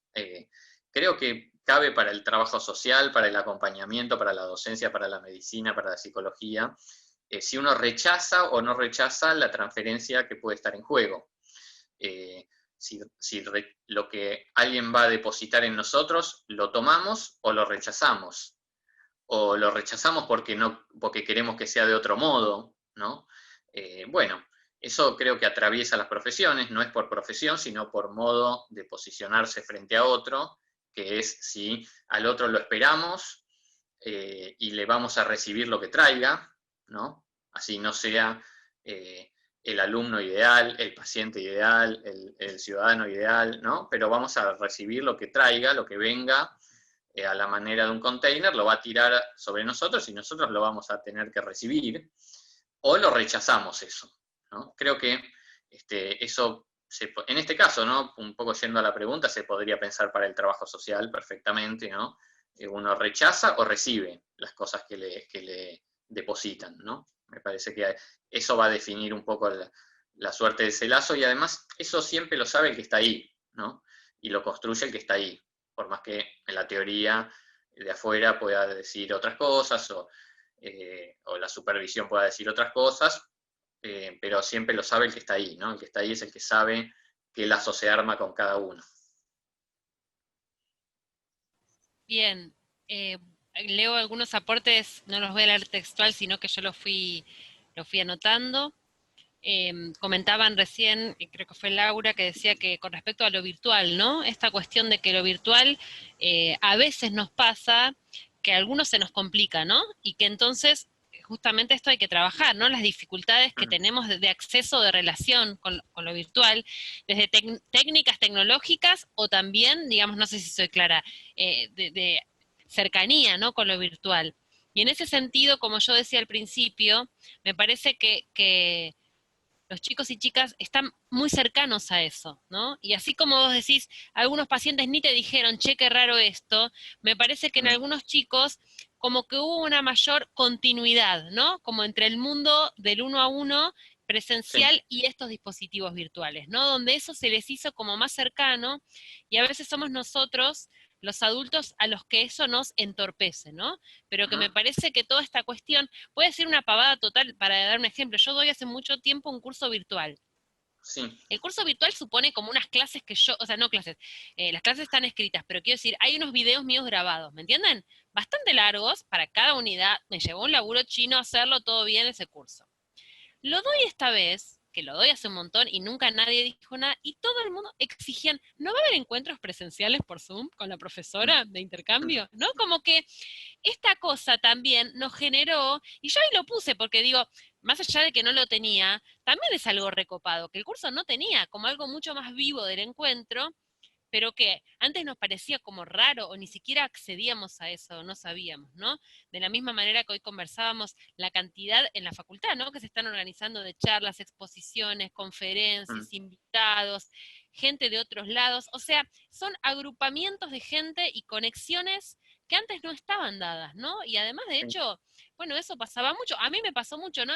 En mucho tiempo yo tenía en zona sur y después en determinado momento no, y me quedé con el consultorio de Capital, y a veces, bueno, obviamente hay demandas, ¿no? De atención clínica, y, y, y en un momento era que, bueno, esos pacientes yo los derivaba a gente que laburaba en zona sur, ¿no? Y yo pensaba, ahora en este contexto, no sé si me entienden, ¿no? Como que hay algo de la posibilidad de reencuentros o de sostener, o esto que decís vos, un paciente que te pregunte, che, ¿dónde vivís? ¿No? Como que eso reconfigura, me parece mucho, eh, esto que yo planteaba al principio de los tiempos y espacios. Creo que la noción de tiempo y de espacio que teníamos hasta antes no va a volver, aunque volvamos a lo mismo, ¿no? Si sale la vacuna, si está todo bien, si qué sé yo, creo que esto sería como distinto. Y después, comentaba recién, vos hablaste justo de que por ahí varias de las personas que están acá son docentes, y comentaba, re lindo, eh, una compañera que decía que hizo una suplencia ahora en tiempos de pandemia y que le decían las familias y que lo que iban a extrañar era su voz, ¿no? También la paciencia, pero la voz, ¿no? Y es esto, me parece, que eso pasó siempre, ¿no? Pero creo que la virtualidad nos hace encontrarnos como con los objetos de la pulsión y con la parcialidad que la pulsión tiene de una manera como mucho más directa, ¿no? Eh, Antes de que una persona exista como tal y digamos tal persona, las primeras experiencias de un bebé son las experiencias de la parcialidad. Quiero decir, es un olor, es una mirada, es un susurro, es una voz, es una caricia. ¿Entienden? O sea, la primera experiencia del mundo es una experiencia de fragmentos, ¿no? De detalles, de pequeños signos de cosas que nos rodean, que muy, muy de a poco vamos a poder ir integrando, unificando, ¿no? Ampliando. Y a mí me parece que siempre, ¿no? Toda la vida se conserva esa cuestión de la parcialidad, que nunca se termina de reunir, ¿no? El otro siempre va a ser algo que nos recuerde una mirada, o que nos atraiga la voz, o que haya un tono, o que haya encuentros que tienen que ver con eso, ¿no? Como hasta diría un campo sensorial, ¿no? Que nosotros tenemos con el mundo que tiene que ver con esto parcial. Por eso a mí me parece re piola que esta cuestión de los dispositivos, que por un lado, como decía yo recién, parecen fríos, a su vez nos llevan a lo más primario pulsional humano, ¿no? Que es esta parcialidad de la pulsión y sus expresiones en todas sus formas, y también lo enloquecedor que eso puede ser. El otro día yo estaba por primera vez dando una clase que a Diego se le ocurrió que sea por Facebook en vivo, que a mí no me gusta, me gusta más porque estamos todos. Yo te juro que estuve tanto tiempo mirando a un punto y hablando, y como sin ningún tipo de devolución del otro lado, que era como un abismo. Es angustiante eso, ¿viste? Porque también el campo imaginario nos sostiene, que sea que alguien nos mira, que asiente, vieron que díganme si se escucha bien, ¿no? Como que hay algo que uno busca en la mirada del otro. Y yo pensaba en esto que decían ¿no? De las intervenciones. Es como que hay que rearmar la escena en lo virtual. Hay que rearmarla con algunas coordenadas que en cierto modo recuperen algo de lo que pasa en lo presencial. No puede ser tan suelto, ¿entienden? Porque ahí ya me volvía loca yo, ¿no? Era como, hay algo de la parcialidad, pero también hay algo como de la escena. Se tiene que jugar como, me parece, las dos cuestiones. Sí, ciertos sujetos, perdón, una cosita más, dale, ciertas sí. patologías, que no, que es lo que te contaba ayer. Un nene le decía a su mamá, un nene con diagnóstico de autismo, que pudo laburar re bien en todo lo virtual, le decía, ahora todos van a saber lo que yo vivo, cómo vivo yo, ¿no? Como que esto del Zoom y de lo virtual y del encierro, ¿no? Él encontraba, ¿no? Como que eso era más afín a cómo él vivía y ahí podía trabajar. No podía estar en una escuela fácilmente porque todos los chicos se le venían encima, le molestaban los ruidos, ¿entienden? No podía controlar ese mundo desbordante. En cambio, en el Zoom, esto lo silenciaba, o sea, hacía cosas en ese radio, ¿me siguen? Que lo organizaban. Y él dijo, bueno, ahora todos van a saber cómo yo vivo lo que me pasa, ¿no? Que me pareció como muy lindo para pensar eso. Sí, Dia. Sí, sí. No, me parece que está bueno retomar lo que decías de la idea de superficie, porque la superficie también es algo que está a mano, no está en la profundidad, ¿no? Y, Exacto. y acá en estas nuevas modalidades, pero bueno, nos viene a recordar algo que deberíamos haber siempre tenido presente, ¿no? Que no hay, como vos dijiste, una jerarquía de los objetos o de las parcialidades, sino que son cosas que están siempre en superficie. Por eso, un poco también lo que preguntaban sobre el trabajo social y demás, a mí me interesa también siempre esa idea de la experiencia en superficie, ¿no? No es que, por ejemplo, supongamos que un trabajador social esté menos capacitado para bucear o recorrer las profundidades de un ser humano que lo que puede hacer un psicoanalista, porque en realidad las cosas suceden en superficie, ¿no? No hay profundidad. Si hay algo de lo profundo de cada uno de nosotros, eso está en la superficie. No hay otra manera, no es que está en otro lugar, está en la superficie, ¿no? Está bueno, en todas estas parcialidades que vos señalabas, ¿no? Está en la mirada de alguien, está en la voz, está en la letra, está digamos, en el discurso, en la presencialidad, está en 3 dimensiones en el cuerpo, ¿no? Pero me parece que esto también desordenó, pero nos viene a recordar que hay un montón de registros de contacto con el otro que siempre están vigentes, ¿no? Es como, me recuerda un poco, por ejemplo, esto que vos decías de la voz, ¿no? La voz sabemos que es algo central, ¿no?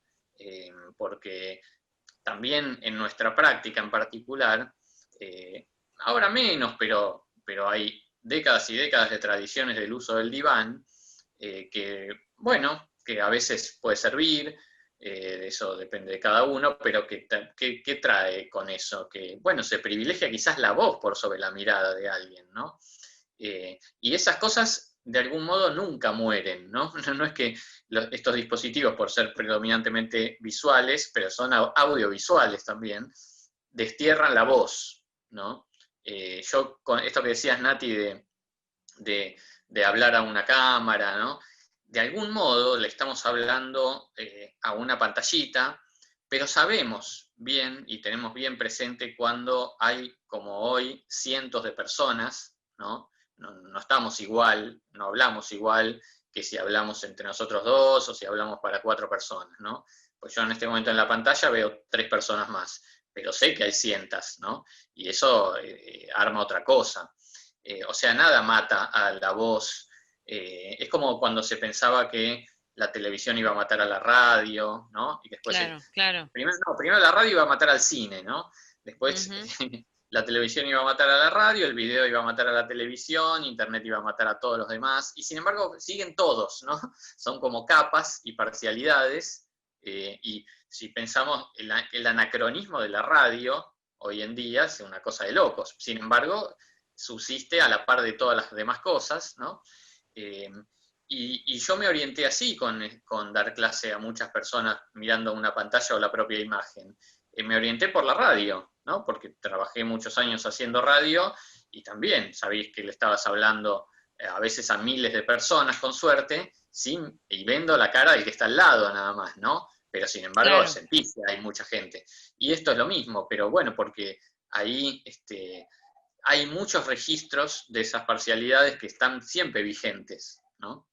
Y esto nos lo recuerda, me parece, más allá de que lo sabíamos o lo podemos haber estudiado, esto nos recuerda, y por eso a mí me gustó mucho ir probando, porque estamos aprendiendo cosas en esta nueva etapa, darle a elegir a los pacientes cuál es el formato por el que quieren trabajar, y después ver si con alguno hay que hacer algún ajuste, o cambiar, o es una intervención en sí misma cambiarle de formato, etcétera, pero en principio, como si fuera asociación libre, los dejo que elijan su modo, y aparecen ahí, ¿no? Desde el que quiere chatear hasta el que quiere mandarte audios complementarios, como esto del sueño, el que quiere trabajar por videollamada o por llamada telefónica, o el que añora lo presencial, que no son tantos, y el que no hace mención a ninguna cosa presencial. En fin, ahí vemos que coexiste todo esto, ¿no? Creo que el contexto nos lo recuerda, que las cosas no Sí. están ni armadas de antemano, ni las podemos saber de antemano, ¿no? Por eso me parece como bueno, digamos, por ahí recuperar esa disposición a ir leyendo lo que va pasando, ¿no? Que es eso que hay que hacer, porque si no, Sí. es como que cualquier rigidez o cualquier imposición o cualquier cosa que nosotros pensemos a priori que va a funcionar, más allá de que podamos tener mejores o peores ideas, es como si fuera por una vía que está desligada de lo que se va desarrollando de la experiencia, ¿no? Entonces me parece que esa cuestión, ¿no? Más, hay algo, no lo dijimos, me parece que no dijimos la palabra, pero estuvimos todo el tiempo hablando de eso, lo espontáneo. No sé si la dijimos, me parece que no. Espontáneo es algo que trabaja, este concepto lo trabaja mucho Winnicott, la espontaneidad de los gestos, ¿no? Como hay algo más vivo en los encuentros, más, ¿no? Y también más incierto, porque uno cuando, digamos, tiene toda la situación controlada, tiene la sensación, ¿no? De que uno está en un lugar, que sabe lo que va a pasar. Es una ficción, ¿no? Uno nunca sabe lo que va a pasar. O sea, de hecho, no. Ah, lo mencioné, me dicen que sí que lo mencioné. Pero bueno, digamos, este es un concepto de Winnicott, ¿no? La idea justamente de esto, ¿no? Del gesto espontáneo, y también me hizo acordar algo que dice Winnicott, que está re bueno, que es que otra idea que es como la idea de la magia, ¿no? Y a mí me gustaba para este momento tan gris, de mortuorio que estamos viviendo, pensar que lo humano también está hecho de esa magia inicial, ¿no? Que se dio, y Winnicott lo explica muy fácil diciendo, cuando el niño, por ejemplo, toma la teta, ¿no? Un bebé, si uno mira la situación de un bebé y el amamantamiento, ¿no? Es como, en realidad, uno de afuera puede ver, ¿no? A la teta de la madre y al niño como separado, pero la experiencia del bebé, digamos, si uno pudiera pensar en la subjetividad del bebé y su organización, el bebé siente o debería sentir, si todo va bien, que él inventó eso que lo calma, como que él lo hizo aparecer, ¿no? Y eso es un poco lo que nos sostiene en la vida, ¿no? Como saber que podemos hacer aparecer ciertas cosas que nos sostienen, ¿no? Que por supuesto nunca son cosas sin los demás, no son cosas exclusivamente solos, pero sí son cosas que después ya internalizamos, ¿no? El objeto, ¿no? Por ejemplo, es algo que internalizamos, que después contamos con eso, ¿no? Nos da una seguridad. Por eso, no sé, un nene después puede tener un muñeco y no necesita el cuerpo de la madre, ¿no? Porque hay un desplazamiento ahí de eso que antes tenía que ver con la madre, luego podrá ir a otro lugar. Digo porque quiero recuperar estas cosas que para mí son recopadas en este momento, ¿no? La idea de lo espontáneo, de la magia, de la creación, ¿no? Como de, que es algo, después como adultos nos vamos poniendo bastante limitados, ¿no? Y en el campo afectivo también. Y me parece que toda la experiencia infantil es una experiencia muy rica en cuanto a eso, como la magia del mundo, ¿no? Que el mundo no existe, el mundo es que alguien nos lo invente y a la vez pensemos que eso aparece porque nos lo merecemos, ¿no? Como que hay algo muy interesante de cómo vamos habitando el mundo y la vida. Y en ese sentido se habló mucho recién en las intervenciones, la idea de las redes, de la contención, el sostén, digamos que son todas palabras que para mí tienen que ver con eso, ¿no? Que es que alguien pueda sentirse amparado, ¿no? Y a su vez que podamos saber que esa sensación de estar amparados nunca es solos, ¿no? Sino que siempre tiene que ver con algo que nos rodea más cercano o más lejano. No hace falta que esté encima, ¿no? Hace falta que eso se haga presente de alguna manera. Y en este mundo nuevo tendremos que encontrar las magias para hacer aparecer eso que parece desaparecido, ¿no? Sí. A ver, ya leo algunas Sí. preguntas ya que estamos. Sí, preguntas no sé si hay, y estamos con el tiempo un toque más y ya terminamos, ¿eh? Sí. Dale, leo el comentario del último, que es de Julieta Lifraco. ¿Sos Analía, Julieta? Digo, Anabela, ¿o sos Sí. Julieta? Bueno. Sí. Las pantallas se podrían pensar como ventanas mágicas, en vez de tener una adentro y una afuera. Tienen dos adentros, Anabela, sí. Bueno, tienen dos adentros, espacio subjetivo del niño y el espacio con tiempos subjetivos individuales por quien interviene. Esto también nos permite la amplitud y la flexibilidad de la práctica, donde invitamos y nos invita a poder reconocernos en el encuentro, reconocerme y reconocer al otro, permitiendo resignificar el lazo también. Sí, coincido, es como, bueno, un poco lo que decías, Nati, recién, ¿no? Si alguna vez podíamos para todas estas tareas que hacemos poner piloto automático y tirar un tiempo, bueno, esto ya lo desbarata, ¿no? Porque realmente es medio una montaña rusa en ese sentido, ¿no? Porque estamos tan, además, metidos en la época y como nunca es imposible planificar, que realmente no sabemos a dónde conducen estos modos de vivir, ¿no? El otro día escuché una definición de Jorge Alemán muy buena de época, y que dijo, época es todo aquel tiempo del cual no se avisora cómo va a ser su final, ¿no? Entonces, capaz que esto define una época también nuestra ahora, ¿no? Realmente no podemos imaginar cuándo es el final de esto y qué produce el final de esto, y mucho menos cómo va a ser el después, ¿no? En ese sentido tiene un cierto vértigo de que estamos viviendo algo inédito, de lo cual si logramos zafar, ¿no? Si salimos vivos de esto, bueno, realmente habrá sido una cosa realmente increíble, ¿no? Que no solo no la ha vivido ninguna de las personas que estamos vivos, sino que no la ha vivido nadie con esa magnitud en la historia de la humanidad, ¿no? De que haya esto que atraviese a todo el planeta por igual, ¿no? Con sus particularidades, pero nos está pasando a todos lo mismo, todos estamos frente a lo mismo. No podría haber persona en el planeta viva que dijera no sé qué es esto del virus, aunque con Nati conocemos un paciente que dijo así, ¿no? Pero bueno, es un modo de lazo a la realidad también, ¿no? Bueno, igual no sé si te ha pasado, pero como un comentario se me ocurrió al margen, Sí. Hay pacientes muy graves que se situaron bien en esta realidad, Sí, ¿no? total. Porque como lo que falla es la realidad y no él, la realidad se dislocó, ¿no? Entonces la persona se halla un poco mejor, y hasta incluso su delirio no parece tan delirante al lado de lo que está pasando, ¿no?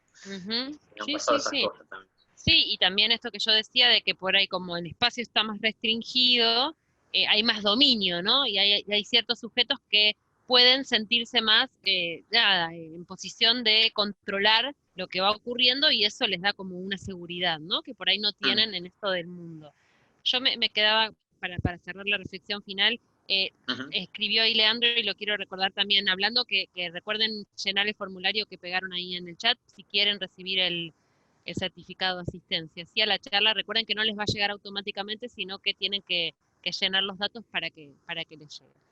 Bien, y pensaba eso, ¿no? Que la cultura entera está hecha para responder al desamparo humano, ¿no? Todo lo que existe en el mundo existe para salvarnos de nuestro desamparo.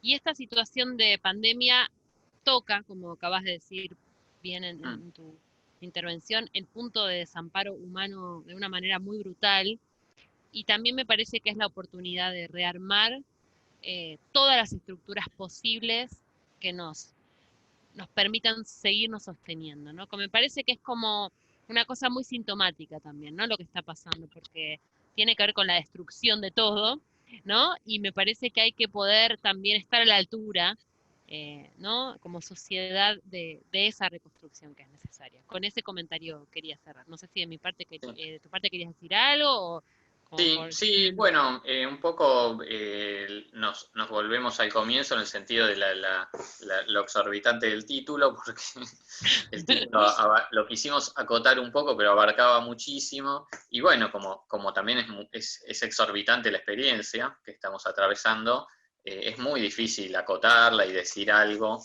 así que tratamos de hacer algún aporte. Pero bueno, muchos que nos conocen ya saben que estamos como permanentemente activos con estas cosas.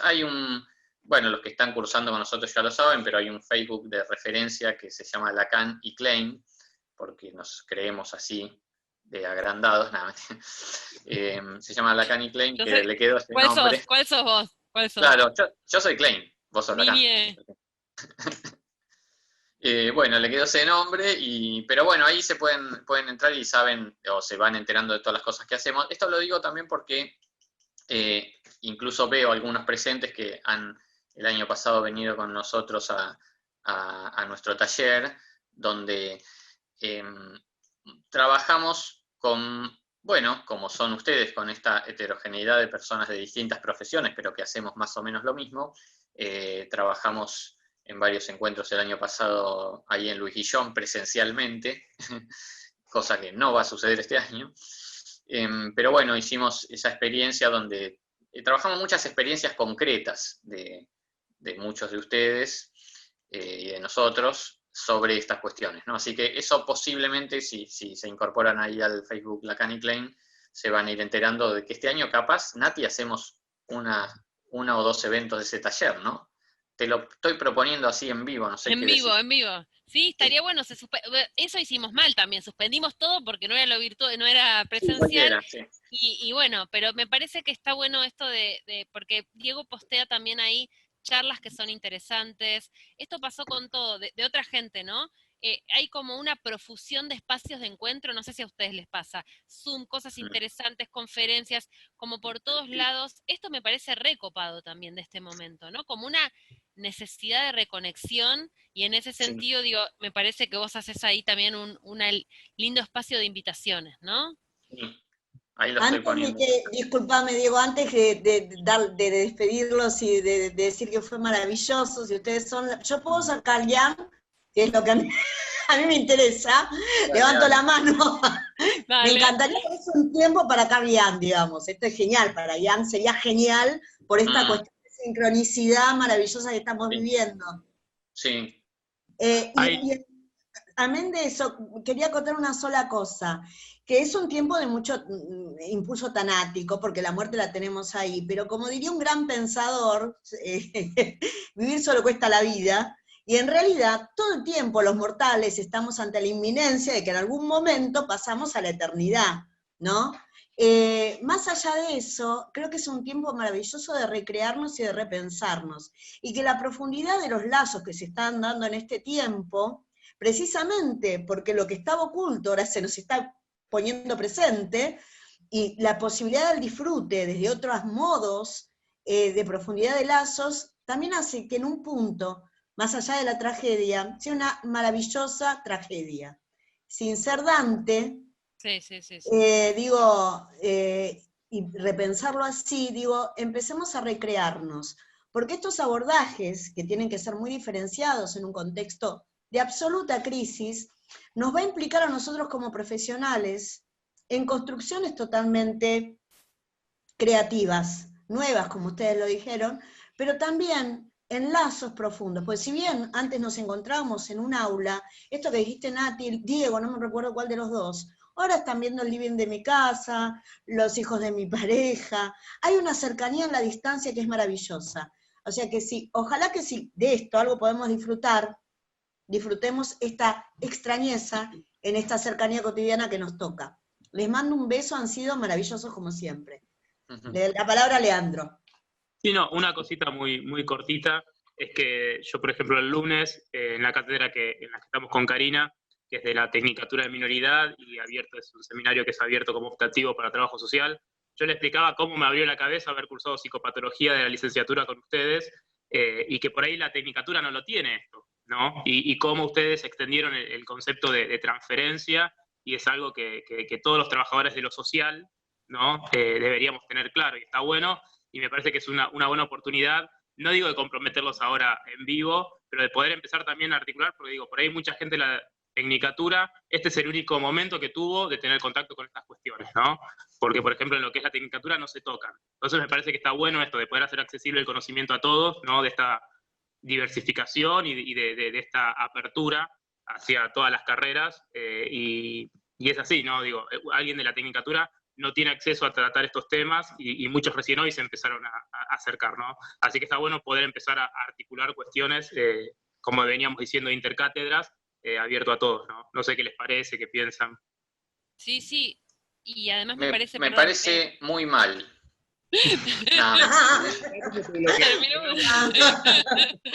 No, no, pará. Igual ya están acostumbrados a estas cosas. No, ¿sabés lo que? No, lo obvio, que sí, que... estamos tratando siempre de que estos sean herramientas, ¿no? No sean saberes de familia trabaja mucho con la cotidianidad. De guetos, sino que sean herramientas para usar en todos los que trabajan con personas. Claro. ¿Que lean? Sí. No, que decía que digo, aparte del técnico en medio de familia, trabaja mucho con la cotidianidad del chico, y por ahí estas cuestiones que están muy buenas y te dan muchas herramientas para poder ponerlas en práctica, por ahí también estarían faltando. Entonces digo, estas charlas que son una aproximación hacia ellos, el licenciado en Trabajo Social la tiene en psicopatología, pero digo, está bueno generar este espacio también para enriquecerlos también a ellos, ¿no? Sí, sí, totalmente. Lo que me quedaba pensando era eso, ¿no? Que es todo un trabajo que venimos haciendo, que es un trabajo complejo, que es cómo volver transmisibles cosas, ¿no? Porque todo concepto teórico finalmente, si sirve de algo, es para ser una herramienta, ¿no? De lectura, de práctica, ¿no? Para poder justamente servirnos para trabajar, y en ese sentido nosotros no tenemos una diferencia, ¿no? En el sentido de pensar por profesiones, por certificaciones, por áreas de incumbencia, ¿no? Porque la vida es desordenada, el trabajo es desordenado, las transferencias son desordenadas, y los saberes hay que compartirlos y circularlos, y nosotros nos nutrimos muchísimo con Diego de todas estas otras experiencias que por ahí no son estrictamente nuestro campo de trabajo, pero donde vemos allí, casi diría, las mismas cosas que podemos pensar, ¿no? Desde el discurso psicoanalítico. Y eso para mí es como lo máximo, ¿no? Digamos, realmente es muy interesante, es muy interesante. Así que, por supuesto, tomamos la invitación, les agradecemos un montonazo a todos por haberse quedado. Bien, queda como propuesta, y seguramente en algún momento que ustedes puedan podremos hacer otra charla nuevamente con algún tema que quieran proponer ustedes o que les interese. Esta segunda parte la hicimos porque hubo mucho pedido de los que hicieron la primera charla y se quedaron muy enganchados. Ustedes, yo siempre les digo, convocan mucho, y desde acá creo que pasará Netflix, así que vamos a estar ahí. Estamos grabando un piloto. Bueno. Una egresada del 95 de Minoría y Familia. Mirá. Qué bueno. Mirá. Qué lindo. Muy bien. Qué bueno. Un abrazo a todos, cuídense mucho, y nos estamos viendo, reencontrando. Polaco, que está ahí, el querido Pola, siempre hospedando y quedándose, por más que me odie profundamente. Los abrazo. Desde la Secretaría de Investigaciones lo volvemos a agradecer que hayan participado, que estén haciendo este tipo de charlas, porque a la gente de verdad les interesa, y desde la Secretaría intentamos de ayudarlos como para que ustedes puedan hacer esto. Un saludo enorme a Jess y a Luz también. Luz, que es el gran motor de que nosotros podemos llevar esto adelante. Un abrazo grande. Hasta la próxima. Un saludo a todos. Gracias.